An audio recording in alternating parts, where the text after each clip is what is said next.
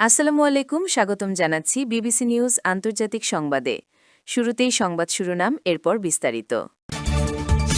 ১৬০টির বেশি ড্রোন ধ্বংসের দাবি ইরানের। মার্কিন পাইলটকে জীবিত পেতে মরিয়া কেন যুক্তরাষ্ট্র ইরান? যুক্তরাষ্ট্রকে ডুমসডের নমুনা দেখালো ইরান। দর্শক, এতক্ষণ শুনছিলেন সংবাদ শিরোনাম। এখন বিস্তারিত। আপনি যদি ইসরায়েলের ধ্বংস চান এবং মুসলিমদের পাশে থাকেন, তাহলে ভিডিওতে লাইক করে চ্যানেলটি অবশ্যই সাবস্ক্রাইব করে দিবেন এবং আপনার মূল্যবান মতামত অবশ্যই কমেন্টে লিখে জানিয়ে দিবেন। এখন বিস্তারিত। ১৬০টিরও বেশি ড্রোন ধ্বংসের দাবি ইরান। যুদ্ধ শুরুর পর থেকে এ পর্যন্ত শত্রুপক্ষের ১৬০টিরও বেশি ড্রোন এবং বেশ কিছু অত্যাধুনিক যুদ্ধবিমান সফলভাবে ধ্বংসের দাবি করেছে ইরান। ইরানের ন্যাশনাল এয়ার ডিফেন্সের জয়েন্ট হেডকোয়ার্টার্স জানিয়েছে, দেশটির সামরিক বাহিনী এখন যেকোনো উচ্চ প্রযুক্তির ড্রোন এবং পঞ্চম প্রজন্মের স্টেলথ ফাইটার জেট মোকাবিলায় সম্পূর্ণ স্বয়ংসম্পূর্ণ। ইরানের এয়ার ডিফেন্সের কমান্ডার ব্রিগেডিয়ার জেনারেল আলীরেজা এলহামি এক বিশেষ বিবৃতিতে হেনান, ইরানি সৈন্যরা আধুনিক দেশীয় পদ্ধতি ও সরঞ্জাম ব্যবহার করে শত্রুবাহিনীকে আকাশপথে অতর্কিত আক্রমণ বা অ্যাম্বুশ করার জন্য প্রস্তুত। মার্কিন পাইলটকে জীবিত পেতে মরিয়া কেন যুক্তরাষ্ট্র ইরান? ইরানে আগ্রাসন চালাতে গিয়ে সংঘাতের ৩৫তম দিন শুক্রবার ৩ এপ্রিল ধ্বংসাত্মক পরিণতি দেখেছে যুক্তরাষ্ট্র।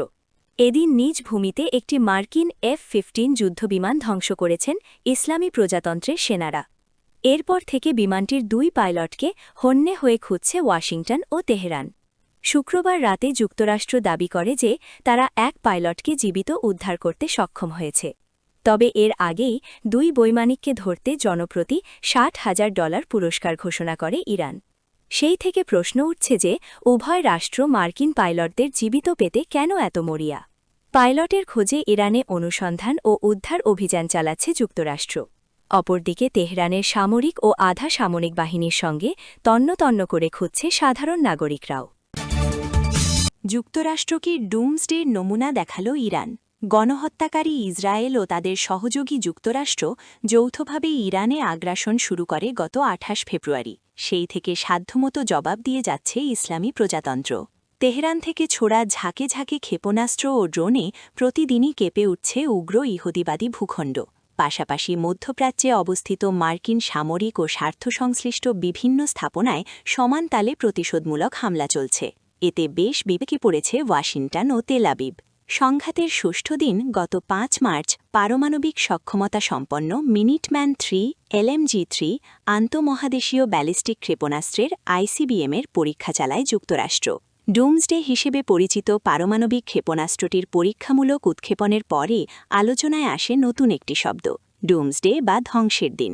এরপর থেকে এটি নিয়ে বেশ ঘাটাঘাটি হচ্ছে। যদিও এর আগে চলতি বছরের জানুয়ারিতে শব্দটি আরও একবার আলোচনায় এসেছিল। গত ১১ জানুয়ারি যুক্তরাষ্ট্রের লস অ্যাঞ্জেলেস আন্তর্জাতিক বিমানবন্দরে রহস্যময় একটি বিমান উড়ানোর খবর আসে।